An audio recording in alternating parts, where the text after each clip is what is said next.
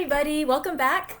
I'm Christina Wainwright, the manager at the Pacific Beach branch of the San Diego Public Library, and I'm glad you joined us for Tea with Jane Eyre. We are doing our daily read aloud. Today we're on day 13, and we are already at chapter 16 of Jane Eyre by Charlotte Brontë.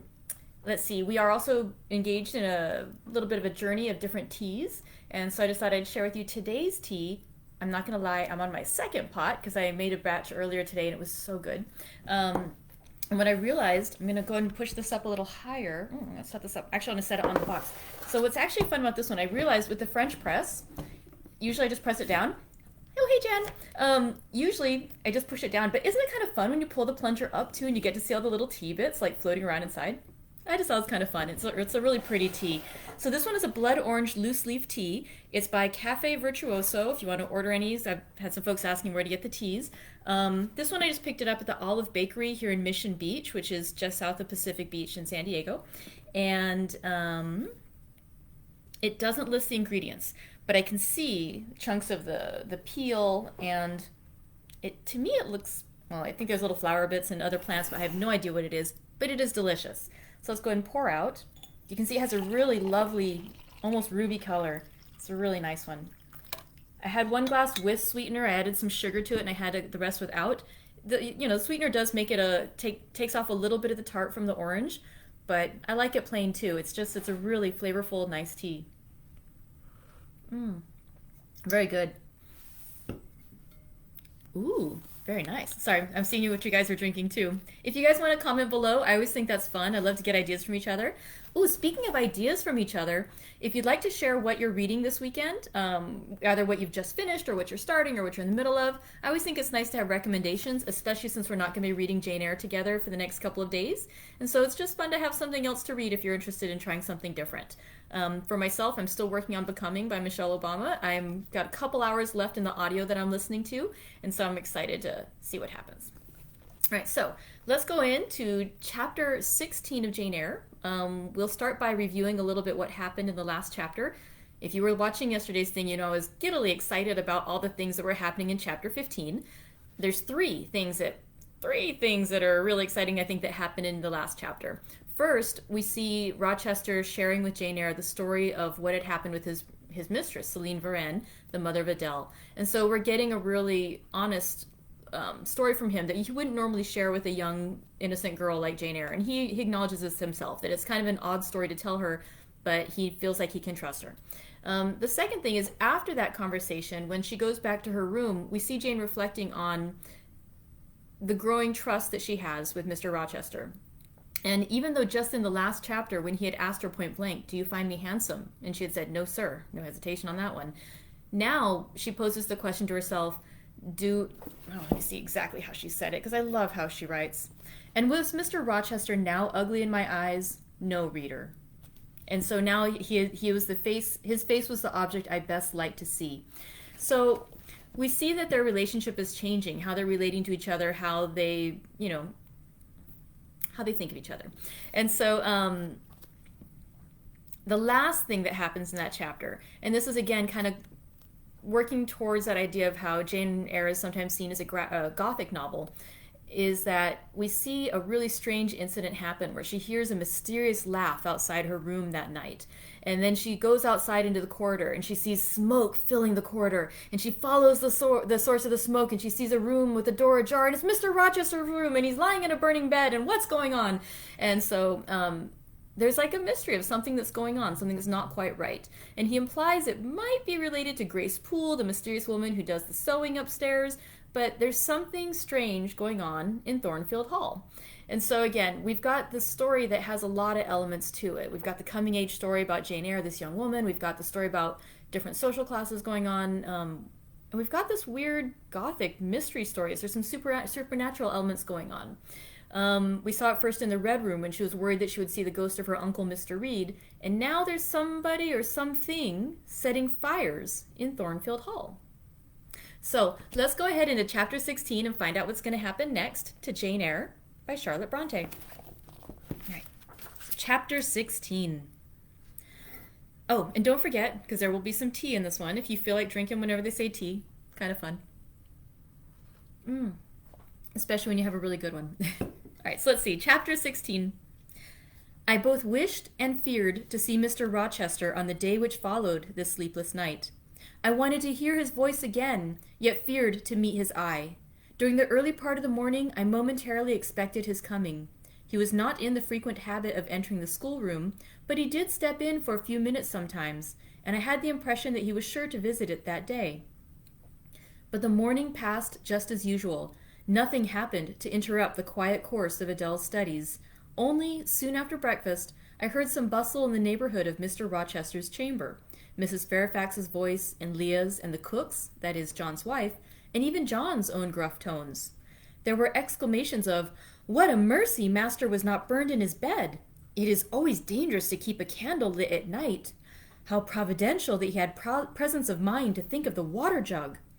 I wonder he waked nobody. It is to be hoped he will not take cold with sleeping on the library sofa," etc.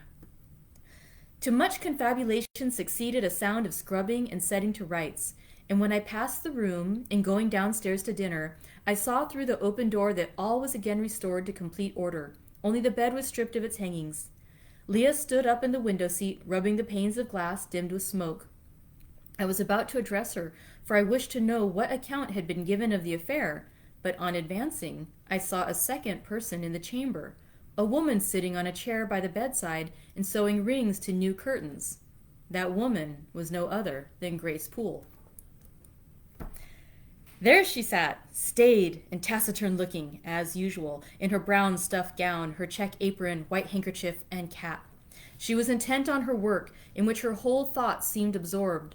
On her hard forehead and in her commonplace features was nothing either of the paleness or desperation one would have expected to see marking the countenance of a woman who had attempted murder, and whose intended victim had followed her last night to her lair, and, as I believed, charged her with the crime she wished to perpetrate. I was amazed, confounded. She looked up while I still gazed at her. No start, no increase or failure of color betrayed emotion, consciousness of guilt, or fear of detection. She said, "Good morning, miss," in her usual phlegmatic and brief manner, and taking up another ring and more tape, went on with her sewing. I will put her to some test, thought I. Such absolute impenetrability is past comprehension. "Good morning, Grace," I said. "Has anything happened here? I thought I heard the servants all talking together a while ago." "Only master had been reading in his bed last night. He fell asleep with his candle lit, and the curtains got on fire, but fortunately he awoke before the bedclothes or the woodwork caught, and contrived to quench the flame with the water in the ewer." "A strange affair," I said in a low voice. Then looking at her fixedly, "Did Mr. Rochester wake nobody? Did no one hear him move?" She again raised her eyes to me, and this time there was something of consciousness in their expression. She seemed to examine me warily, then she answered, "The servants sleep so far off. You know, miss, they would not be likely to hear. Miss Fairfax's room and yours are the nearest to master's, but Mrs. Fairfax said she heard nothing. When people get elderly, they often sleep heavy." She paused, and then added with a sort of assumed indifference, but still in a marked and significant tone, "But you are young, miss, and I should say a light sleeper. Perhaps you may have heard a noise?" "I did," said I, dropping my voice, so that Leah, who was still polishing the panes, could not hear me. "And at first I thought it was Pilot, but Pilot cannot laugh, and I am certain I heard a laugh, and a strange one." She took a new needleful of thread, waxed it carefully, threaded her needle with a steady hand, and then observed with perfect composure, "It is hardly likely master would laugh, I should think, miss, when he was in such danger. You must have been dreaming." "I was not dreaming," I said with some warmth, for her brazen coolness provoked me. Again she looked at me, and with the same scrutinizing and conscious eye. "Have you told master that you heard a laugh?" she inquired. "I have not had the opportunity of speaking to him this morning." "You did not think of opening your door and looking out into the gallery?" she further asked. She appeared to be cross-questioning me, attempting to draw from me information unawares. The idea struck me that if she discovered I knew or suspected her guilt, she would be playing off some of her malignant pranks on me. I thought it advisable to be on my guard. On the contrary, said I bolted my door. Then you are not in the habit of bolting your door every night before you get into bed? Fiend, she wants to know my habits that she may lay her plans accordingly. Indignation again prevailed over prudence. I replied sharply, Hitherto I have often omitted to fasten the bolt. I did not think it necessary. I was not aware any danger or annoyance was to be dreaded at Thornfield Hall. But in future, and I laid marked stress on the words, I shall take good care to make all secure before I venture to lie down. It will be wise so to do, was her answer. This neighborhood is as quiet as any I know, and I never heard of the hall being attempted by robbers since it was a house, though there are hundreds of pounds worth of plate in the plate closet, as is well known. And you see, for such a large house, there are very few servants, because master has never lived here much, and when he does come, being a bachelor, he needs little waiting on. But I always think it best to err on the safe side. A door is soon fastened, and it is as well to have a drawn bolt between one and any mischief that may be about. A deal of people, miss, are for trusting all to Providence, but I say Providence will not dispense with the means, though he often blesses them when they are used discreetly. And here she closed her harangue, a long one for her, and uttered with the demureness of a Quakeress. I still stood absolutely dumbfounded at what appeared to me her miraculous self-possession and most inscrutable hypocrisy when the cook entered. Mrs. Poole, said she, addressing Grace, the servants' dinner will soon be ready. Will you come down? No, just put my pint of porter and a bit of pudding on a tray, and I'll carry it upstairs. And you'll have some meat? Just a morsel, and a taste of cheese. That's all. And the sago? Never mind it at present. I shall be coming down before tea time. I'll make it myself.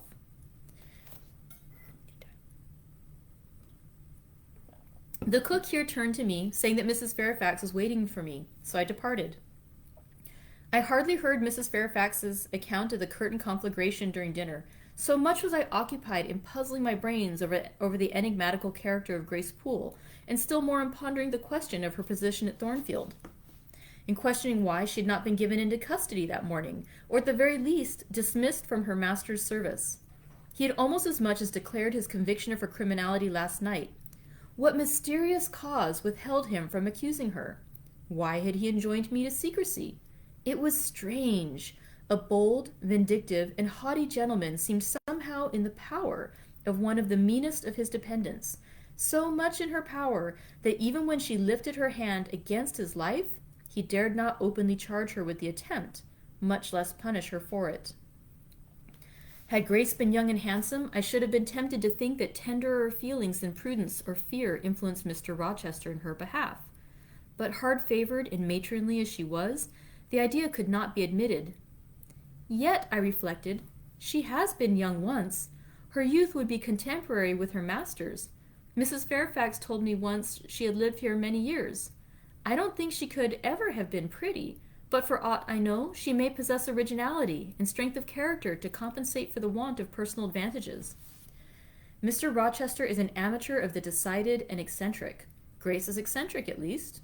What if a former caprice, a freak very possible to a nature so sudden and headstrong as his, has delivered him into her power, and she now exercises over his actions a secret influence, the result of his own indiscretion, which he cannot shake off and dare not disregard. But having reached this point of conjecture, Mrs. Poole's square, flat figure and uncomely, dry, even coarse face recurred so distinctly in my mind's eye that I thought, no, impossible. My supposition cannot be correct. Yet, suggested the secret voice which talks to us in our own hearts, you are not beautiful either, and perhaps Mr. Rochester approves you. At any rate, you have often felt as if he did, and last night, remember his words, remember his look, remember his voice.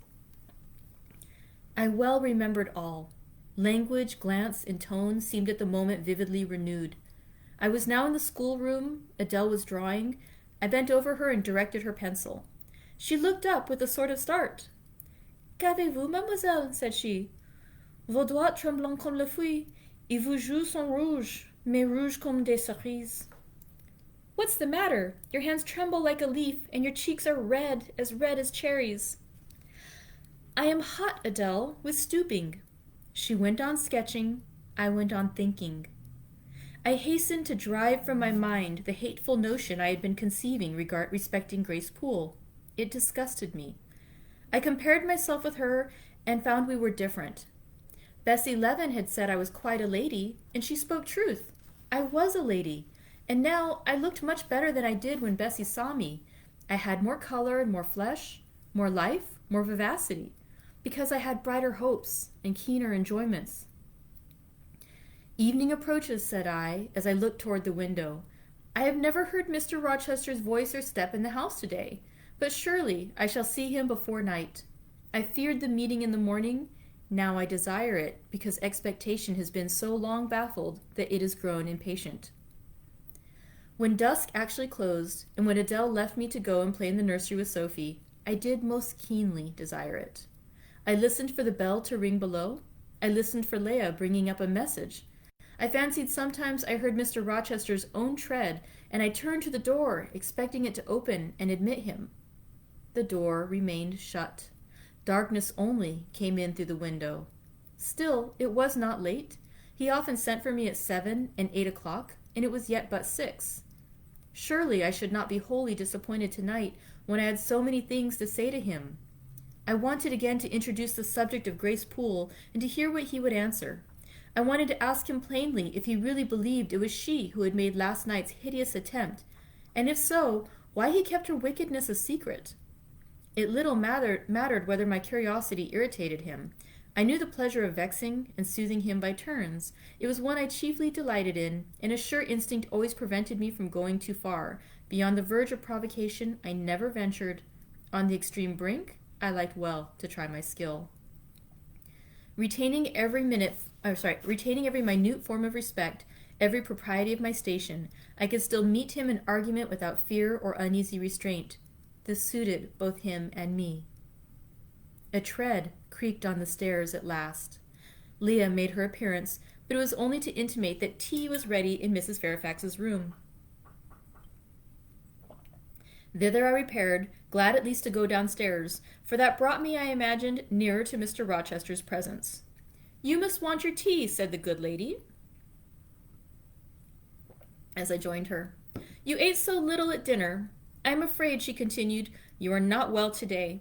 You look flushed and feverish." "Oh, quite well. I never felt better." "Then you must prove it by evincing a good appetite. Will you fill the teapot while I knit off this needle?" Having completed her task, she rose to draw down the blind, which she had hitherto kept up by way, I suppose, of making the most of daylight, though dusk was now fast deepening into total obscurity. "It is fair tonight," said she, as she looked through the panes, "though not starlight. Mr. Rochester has, on the whole, had a favorable day for his journey." "Journey? Is Mr. Rochester gone anywhere? I did not know he was out." "Oh, he set off the moment he had breakfasted. He has gone to the Leas, Mr. Eshton's place, 10 miles on the other side of Millcote. I believe there is quite a party assembled there. Lord Ingram, Sir George Lynn, Colonel Dent, and others." "Do you expect him back tonight?" "No, nor tomorrow either. I should think he is very likely to stay a week or more. When these fine, fashionable people get together, they are so surrounded by elegance and gaiety, so well provided with all that can please and entertain, they are in no hurry to separate. Gentlemen especially are often in request on such occasions, and Mr. Rochester is so talented and so lively in society that I believe he is a general favorite. The ladies are very fond of him, though you would not think his appearance calculated to recommend him particularly in their eyes. But I suppose his acquirements and abilities, perhaps his wealth and good blood, make amends for any little fault of look." "Are there ladies at the Leas?" "There are Mrs. Eshton and her 3 daughters. Very elegant young ladies indeed. And there are the Honourable Blanche and Mary Ingram. Most beautiful women, I suppose." "Indeed, I have seen Blanche 6 or 7 years since, when she was a girl of 18. She came here to a Christmas ball and party Mr. Rochester gave. You should have seen the dining room that day. How richly it was decorated, how brilliantly lighted up. I should think there were 50 ladies and gentlemen present, all of the first county families, and Miss Ingram was considered the belle of the evening. You saw her, you say, Mrs. Fairfax. What was she like? Yes, I saw her. The dining room doors were thrown open, and as it was Christmas time, the servants were allowed to assemble in the hall to hear some of the ladies sing and play. Mr. Rochester would have me to come in, and I sat down in a quiet corner and watched them. I never saw a more splendid scene. The ladies were magnificently dressed. Most of them, at least most of the younger ones, looked handsome, but Miss Ingram was certainly the queen. And what was she like? Tall, fine bust, sloping shoulders, long, graceful neck, olive complexion, dark and clear, noble features, eyes rather like Mr. Rochester's, large and black and as brilliant as her jewels. And then she had such a fine head of hair, raven black and so becomingly arranged, a crown of thick plaits behind, and in front the longest, the glossiest curls I ever saw. She was dressed in pure white. An amber-colored scarf was passed over her shoulder and across her breast, tied at the side, and descending in long, fringed ends below her knee. She wore an amber-colored flower, too, in her hair. It contrasted well with the jetty mass of her curls. She was greatly admired, of course? Yes, indeed, and not only for her beauty, but for her accomplishments. She was one of the ladies who sang. A gentleman accompanied her on the piano. She and Mr. Rochester sung a duet. Mr. Rochester! I was not aware he could sing. Oh, he has a fine bass voice and an excellent taste for music. And Miss Ingram? What sort of a voice had she? A very rich and powerful one. She sang delightfully.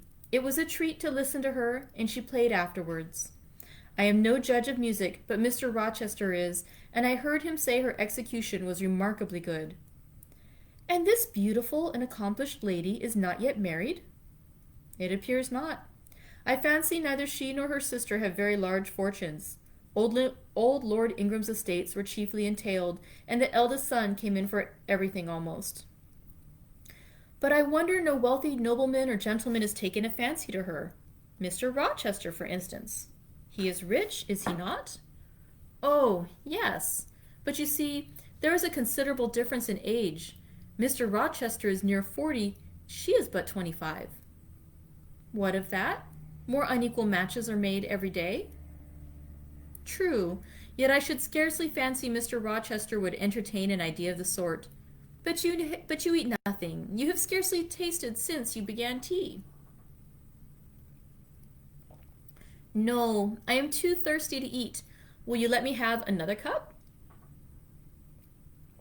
I was again about to revert to the probability of a union between Mr. Rochester and the beautiful Blanche, but Adele came in, and the conversation was turned into another channel.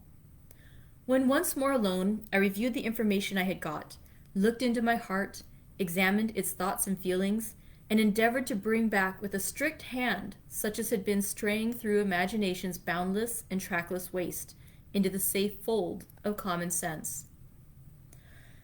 Arraigned at my own bar, memory having given her evidence of the hopes, wishes, sentiments I had been cherishing since last night, of the general state of mind in which I had indulged for nearly a fortnight past, reason having come forward and told, in her own quiet way, a plain, unvarnished tale showing how I had rejected the real and rabidly devoured the ideal, I pronounced judgment to this effect: that a greater fool than Jane Eyre had never breathed the breath of life, that a more fantastic idiot had never surfeited herself on sweet lies and swallowed poison as if it were nectar. You, I said, a favorite with Mr. Rochester, you, gifted with the power of pleasing him, you, of importance to him in any way? Go, your folly sickens me, and you have derived pleasure from occasional tokens shown preference, equivocal tokens shown by a gentleman of family and a man of the world to a dependent and a novice. How dared you? Poor stupid dupe! Could not even self-interest make you wiser? You repeated to yourself this morning the brief scene of last night? Cover your face and be ashamed. He said something in praise of your eyes, did he? Blind puppy, open their bleared lids and look on your own accursed senselessness. It does good to no woman to be flattered by her superior who cannot possibly intend to marry her, and it is madness in all women to let a secret love kindle within them, which, if unreturned and unknown, must devour the life that feeds it, and, if discovered and responded to, must lead ignis fatuus like, illusory, into miry wilds, hence there is no extrication. Listen then, Jane Eyre, to your sentence. Tomorrow, place the glass before you, and draw in chalk your own picture, faithfully, without softening one defect. Omit no harsh line, smooth away no displeasing irregularity. Write under it, portrait of a governess, disconnected, poor, and plain. Afterward, take a piece of smooth ivory. You have one prepared in your drawing box. Take your palette, mix your freshest, finest, clearest tints. Choose your most delicate camel hair pencils. Delineate carefully the loveliest face you can imagine. Paint it in your softest shades and sweetest hues according to the description given by Mrs. Fairfax of Blanche Ingram. Remember the raven ringlets, the oriental eye. What? You revert to Mr. Rochester's as a model? Order. No snivel, no sentiment, no regret. I will endure only sense and resolution. Recall the august yet harmonious lineaments, the Grecian neck and bust. Let the round and dazzling arm be visible, and the delicate hand. Omit neither diamond ring nor gold bracelet. Portray faithfully the attire, aerial lace and glistening satin, graceful scarf and golden rose. Call it Blanche, an accomplished lady of rank. Whenever in future you should chance to fancy Mr. Rochester thinks well of you, take out those two portraits and compare them. Say, Mr. Rochester might probably win that noble lady's love if he chose to strive for it. Is it likely he would waste a serious thought on this indigent and insignificant plebeian? I'll do it, I resolved, and having framed this determination, I grew calm and fell asleep. I kept my word.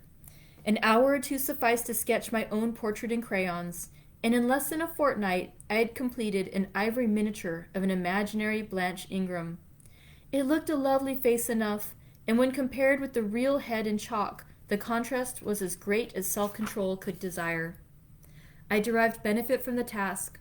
It had kept my head and hands employed, and had given force and fixedness to the new impressions I wished to stamp indelibly on my heart.